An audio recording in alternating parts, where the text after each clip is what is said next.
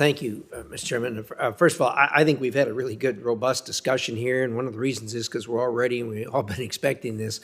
And as the chairman just pointed out, I wrote a letter, I don't know, 2 weeks ago, maybe it's 3 weeks ago now, to both the White House and State, directing your attention to the fact that this was coming down the pike pretty quickly and to start work on it. Can you give us any kind of a time frame? You talked about as early as possible and what have you. How quickly can you get that material to us, I guess, is a question I would have.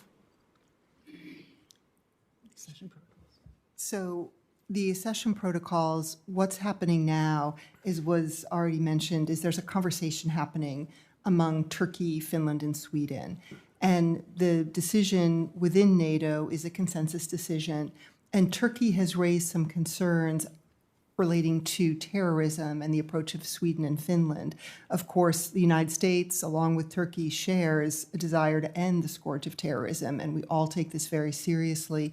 My understanding is those conversations are moving apace. They are happening among those three countries, but what we saw this week is that NATO Secretary General Jens Stoltenberg also invited the parties to have a conversation that he mediated. That was on Monday. We understand that was constructive. So we are confident that there will be progress here, and that will allow the accession protocols to be signed and the ratification process here to move forward.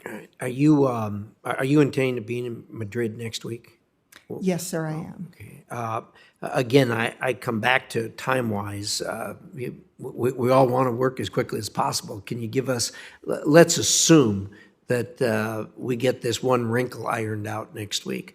How quickly can we expect to see something here in the Senate?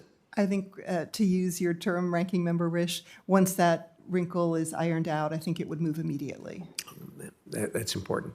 And I think you indicated about consensus. By the word consensus, did you mean unanimously, essentially? Yes. Yes. Okay, so we have a clear understanding of that.